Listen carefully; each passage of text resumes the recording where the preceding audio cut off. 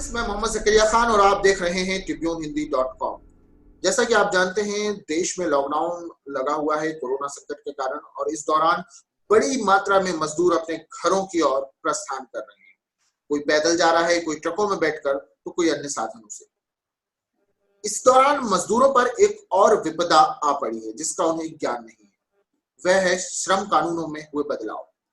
श्रम कानूनों में जो संशोधन किए गए हैं, बताया तो उन्हें सुधार जा रहा है, मगर दरअसल वह जो कानून है वह मजदूरों हित में नहीं बल्कि पूंजीपतियों के हित में है, जिस कारण वह सुधार नहीं बल्कि एक बिगाड़ है। क्योंकि श्रम कानून हमेशा से मजदूरों के लिए बनाए गए थे, मजदूरों के हित को ध्यान में रख के बनाए गए थे। उनमें जो बदलाव हुए हैं उन पर चर्चा करने के लिए आज हमारे साथ मध्य प्रदेश के आदिवासी अंचल बालाघाट से बैंगंगा मजदूर यूनियन के अध्यक्ष विशाल बिसेन जुड़े हुए हैं। विशाल बिसेन जी जो हैं ये अपने क्षेत्र में सक्रिय हैं। चूंकि इनका मजदूर यूनियन है और उस पर ये काम करते हैं, तो आज हम उनसे मजदूरों पे जो ये विपदा आ पड़ी है श्रम कानूनों पे बदलाव के तौर पर, इस पर बात करेंगे। विशाल बिसेन जी, आपका स्वागत है tribune-hindi.com पर।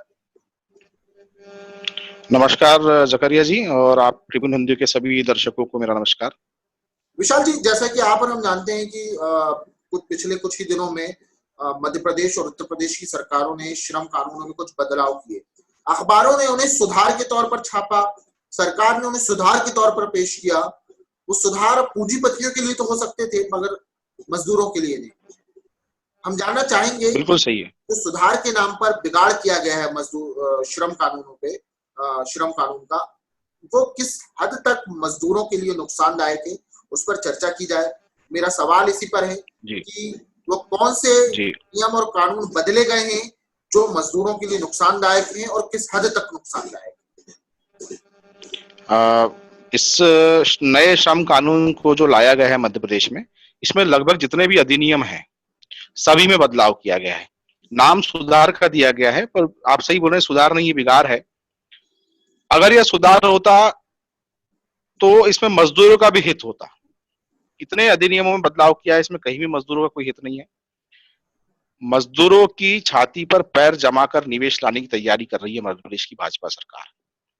शिवराज सिंह चौहान ने जिस तरीके से नए श्रम नियमों का बखान किया, जिस तरीके से उन्होंने अपने कॉन्फ्रेंस में इसके बहुत सारे फायदे गिनाए, उसमें सारे के सारे फायदे, द 100% प्रॉफिट जो है वो सिर्फ उद्योगपति और पूंजीपतियों के लिए था। एक भी फायदा मजदूर के लिए नहीं था। हम इस कानून का, नए कानून में संशोधन का पुरजोर विरोध करते हैं। हमारी बैंगंगा मजदूर यूनियन इसको लेकर, अपने जो सोच है उसको लेकर हम अडिग है, मजदूरों के हितों को लेकर अडिग है, और हम प्रदेश में भी कहीं भी इस बर्तानिया कानून को लागू नहीं होने देंगे। औद्योगिक विवाद अधिनियम जो है, औद्योगिक विवाद अधिनियम 1947 में बना था। यह अधिनियम भारत सरकार ने बनाया था, जिसके तहत कामगारों की जो संख्या है वो 100 से बढ़ाकर 300 करना या उससे अधिक लागू करना, इसका अधिकार जो था केंद्र सरकार को था। कोई भी राज्य सरकार इस कानून में ना संशोधन कर सकती थी, ना अधिनियम में कोई बदलाव कर सकती थी। इस नियम को बदला गया, यह बहुत गलत है। भाई, एक राज्य सरकार राष्ट्रीय स्तर के किसी फैसले को अपने स्तर पर कैसे लागू कर सकती है, अपने स्तर पर कैसे बदलाव कर सकती है? ये बल्कि राष्ट्रीय स्तर के करोड़ों मजदूर से जुड़ा हुआ मामला है। आज इसी के कारण एक मध्य प्रदेश ने हरकत किया, उत्तर प्रदेश भी इसकी लाइन में आके खड़ा हो गया, कल तीसरा राज्य खड़ा होगा। ऐसे करके पूरे देश में मजदूरों का हनन होना चालू हो जाएगा। हम इस औद्योगिक विवाद अधिनियम में जो छेड़छाड़ हुई उसका विरोध करते हैं। अब अपन दूसरे मुद्दे पे आते हैं। औद्योगिक संबंध अधिनियम 1960, ये सबसे बड़ा पावरफुल, सबसे बड़ा बल प्रदाय करने वाला अधिनियम था मजदूरों के लिए। इस अधिनियम के अंतर्गत एक मामूली सा मजदूर भी, चाहे वो संगठित क्षेत्र का हो चाहे असंगठित क्षेत्र का हो, अपने हक की बात सरकार तक पहुंचा सकता था। आज इन्होंने वो पावर छीन ली।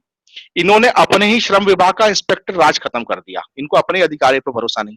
अब ये थर्ड पार्टी इंस्पेक्शन को इन्होंने अप्रूव कर दिया। क्या श्रम विभाग का क्या अधिकार छीना इन्होंने, किस तरह से, कुछ बताएंगे? इन जो श्रम विभाग इंस्पेक्शन करता था इंडस्ट्रीज का, उस इंस्पेक्शन में मजदूरों की सुरक्षा, मजदूरों के मानदेय और फैक्ट्री के अंदर जिसको अपन आप बोलते हैं कि उसके परमिट को लेके, उसकी फिटनेस को लेकर बहुत सारे मतलब नॉर्म्स थे, उसको क्लेरिफाई करता था गवर्नमेंट डिपार्टमेंट, जिसको वो पंचायत लेबर इंस्पेक्टर का भी एक पोस्ट होती थी, वो ये काम करता था। अब उन्होंने इंस्पेक्शन हटा दिया।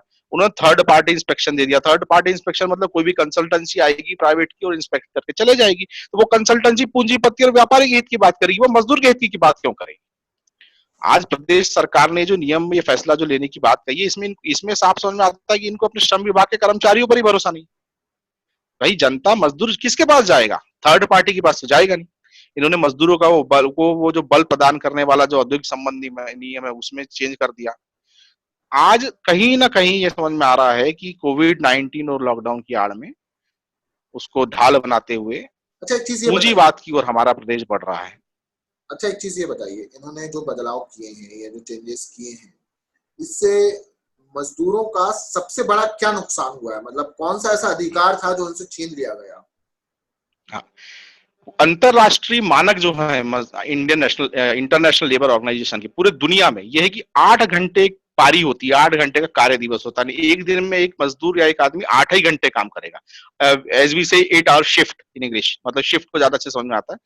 तो अब उसे सरकार ने बढ़ा के 8 से 12 घंटे कर दिया है। हालांकि सरकार ने उसमें यह कहा है कि भाई सर मजदूर की इच्छा रहेगी तो वो 12 घंटे काम करेगा।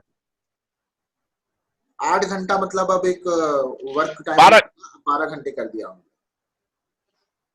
हाँ 12 घंटे का और मजदूरों के लिए किया। प्राइवेट फर्म्स की बात नहीं कर रहा हूं मैं, स्किल्ड लेबर की बात नहीं कर रहा हूं, जो लेबर है मजदूर की। तो मजदूर अब 8 घंटे की पारी नहीं होगी, 12 घंटे की पारी होगी। उसमें उन्होंने एक क्लॉ ला दिया उसे एक उसमें कि भाई अगर जो बाकी के 4 घंटे हैं उसमें मजदूर चाहे तो काम करे।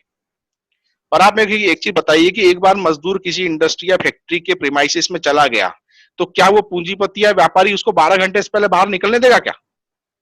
दबाव और मजदूर को साफ बोल दे, रोजी रोटी का दबाव बनाएगा ना, वो उसको मतलब उसकी बिल्कुल बनाएगा। वो बोलेगा कि भैया तू पूरे 12 घंटे, वो बोलेगा पूरे 12 घंटे काम कर, नहीं तो मैं तेरी तनख्वाह नहीं दूंगा। तो जब अंतरराष्ट्रीय स्तर पर भी दुनिया भर के विद्वानों ने सोचकर मजदूरों के लिए 8 घंटे की पारी बनाई थी, तो अकेला मुख्यमंत्री शिवराज सिंह कौन होता है इसको 12 घंटे करने वाला? मैं जानना चाहूंगा कि ये नियम कब बने थे, कब बने थे, ताकि लोगों को पता चले कौन किन वर्षों में ये नियम बने थे और आज वो ये नियम जी, इनमें जो मुख्य नियम है वो बने थे 1946, 1947, 1956, 1966 और 1960।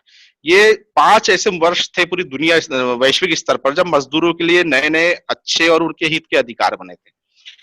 और इन सबको एक साथ जो है इस हफ्ते में जो है मध्य प्रदेश सरकार ने शिथिल करने का काम किया 2020 में, और वो भी कोविड-19 और कोरोना की आड़ लेकर।